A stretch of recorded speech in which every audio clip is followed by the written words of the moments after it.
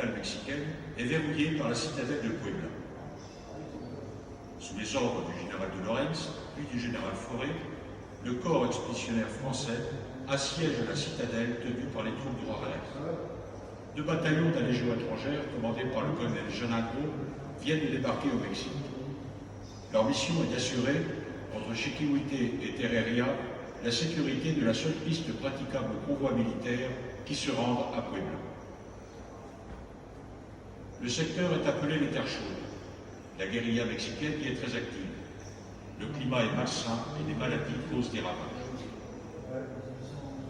Le colonel Jean Agro apprend qu'un important convoi est en cours de formation à la Soledad. Ce convoi doit acheminer à Puebla du matériel de siège, des munitions et 3 millions en or pour payer la somme. Il donne l'ordre à la 3e compagnie de reconnaître la piste que le convoi devra emprunter. Du fait des maladies, la compagnie est réduite à 62 légionnaires. Le capitaine d'Anjou, adjudant-major du régiment, en prend lui-même le commandement. Les sous-lieutenants Modé, porte-drapeau, et Villain, officier payeur, se joignent à lui. Le 30 avril, à 1h du matin, la troupe se met en marche. Après avoir parcouru une vingtaine de kilomètres, les légionnaires atteignent le village de Capone. Il fait jour et déjà chaud. Le capitaine d'Anjou donne l'ordre de reconnaître la piste en direction de la Roya. C'est justement là où le colonel Milan, qui commande les Mexicains, vient de rassembler son armée pour attaquer le convoi. Renseigné sur le changement pris par les légionnaires, Milan craint que sa présence soit dévoilée. Il décide de neutraliser la petite troupe. Pendant ce temps, les légionnaires ont repris la direction de Palo Verde où il faut une halte. Soudain, les sentinelles signalent un nuage de poussière. Ce sont les cavaliers de Milan qui cherchent à localiser la compagnie. Les légionnaires se mettent à couvert, mais la végétation rend leur progression difficile et les empêche de voir l'ennemi.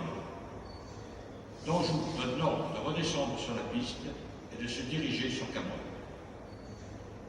Dès que les légionnaires ont dépassé l'hacienda, les cavaliers mexicains fondent sur la compagnie. D'Anjou fait former le carré. Le tir des légionnaires brise net la charge mexicaine, mais les 2 mulets, transportant l'eau et les munitions, s'enfuient, effrayés par le bruit de la fusillade. D'Anjou fait former un second carré derrière une haie de cactus. Les Mexicains chargent à nouveau. L'ennemi est repoussé une nouvelle fois. Maintenant, d'Anjou a 2 possibilités. Soit il gagne les couverts plus au sud, où la cavalerie ennemie ne pourra plus l'atteindre, soit il se retranche dans l'hacienda pour y fixer les Mexicains, les détournant ainsi du convoi.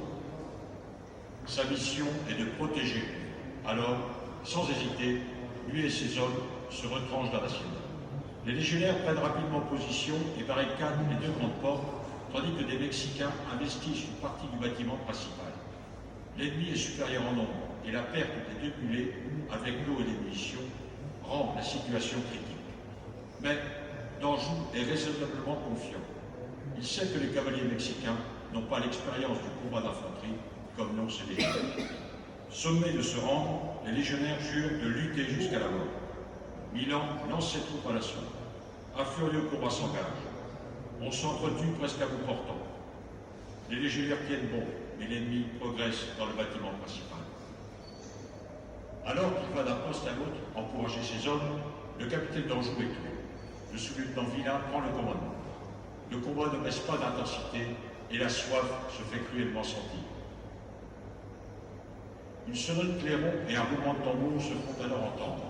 Serait-ce les renforts, pensent les légionnaires? Hélas non. Ce sont des bataillons d'infanterie mexicaine que Milan a appelés. L'ennemi renouvelle, sans succès, son offre de reddition.